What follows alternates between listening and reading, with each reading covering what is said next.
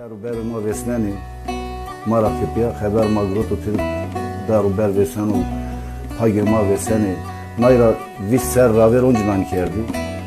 Nikama amay mikta da toplantıya sto millette ma vayre dersin vecu. Ma düzgün baba Sarı Saltık Sultan Hıvır Avuçan Kureş Baba Mansur yardımına keru. İlk izabım endi.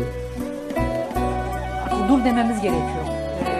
Yani Dersim halkı olarak bir şekilde Dersim'e gidip sesimizi duyurmamız gerekiyor. Dersim'in çok yerinde orman yangınları var. Yani hiçbir yere müdahale edilmiyor. İnsanlar çaresiz. Bizler de o yörenin müzisyenleri, sanatçı olarak herkesi duyarlı olmaya çağırıyoruz. Dersim'i eskide yaktılar. Sonra suyla yok etmek istediler. Ama ben şuna inanıyorum. Dün ateşle yakanlar bugün suyla boğmaya çalışıyor ama Dersim'i adını bile bitiremeyecekler onlar.